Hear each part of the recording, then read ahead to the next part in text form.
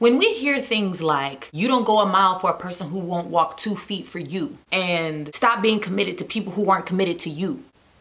What? So it's Monday, and once again, I woke up to a timeline full of messages that sounded like this. Stop letting people take advantage of you.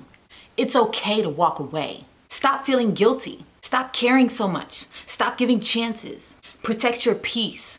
Really? Okay, so here's the thing. I know it sounds helpful, but it's not. Most people will hear a one-liner like this in a video or in a meme, and they will use that as justification to cut someone off or to end a relationship prematurely without doing the work. Now, don't get me wrong. A one-sided relationship, that's a problem. If they don't respect your boundaries, that's a problem. If they have poor character, if they are not supportive, it's all a problem. Literally, I wrote a book and I did a TED Talk on 9 ways to tell if your friends are trash. I'm not suggesting that there aren't toxic traits in relationships that need to be handled, but they are exactly what I just said, a problem.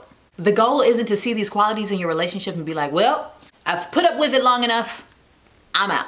This sounds good and probably feels good to hear it, especially if you've had a day and then you swipe it and all of a sudden somebody's like, it's okay to walk away. If they don't appreciate you for who you are.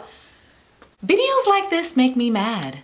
Really. They only echo what we want to hear in our insecurity. So then what? After we've realized we're better without them and we've given up on all the people that have given up on us or whatever the heck the cliche is, then what? Nothing.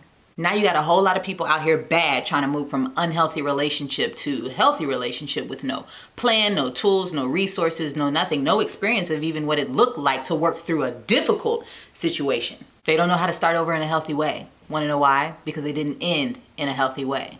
So then in an effort to cope with their isolation and their loneliness, they start saying that they're protecting their peace. But true peace isn't the absence of conflict or pain. True peace is made evident in the midst of it. You got people and friends in your life who are human. They're unhealthy. They're on their growth journey. Some of them are ignorant and don't even know it. Let me just remind you, that's normal. So before you go listening to inspirational videos and throwing people off the cliff and cutting people off and dismantling every relationship that has ever let you down, have the conversation. Not just any old conversation.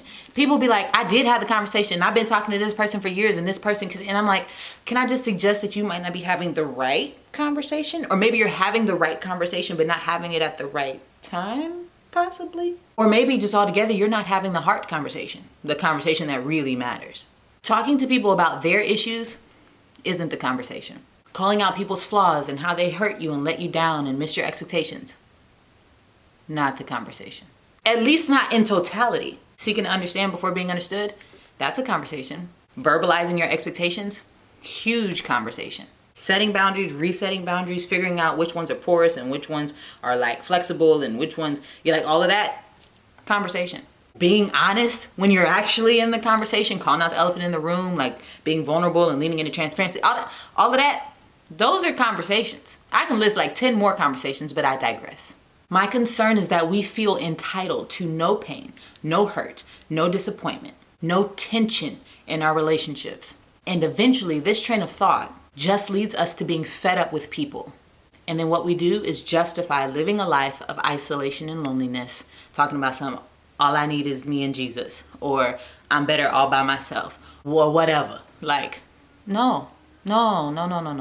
This is not the key or the formula to truly thriving. That is not how you build deep, meaningful relationships. And I'm not suggesting that some of the unhealthy relationships you're in could be deep, meaningful relationships. Maybe they cannot.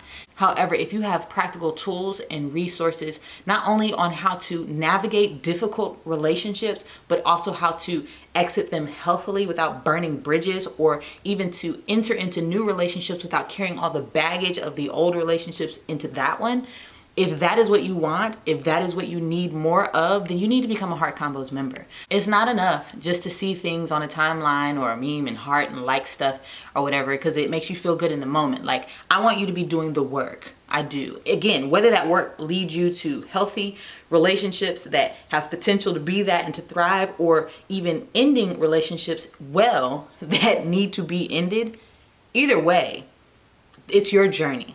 I just want you to have the tools and the resources that you need to do it well. So on this Monday morning. Just do some self-work to sit by yourself, reset your mind, evaluate where your relationships are, and when you're ready to lean in, become a Heart Convos member. I'll be there on the other side with practical resources, practical videos, courses, all kinds of content that will help you build the deep, meaningful relationships that you long for. All right, until next time, what you doing? Remembering that it's not a hard conversation. It's a heart conversation. Peace.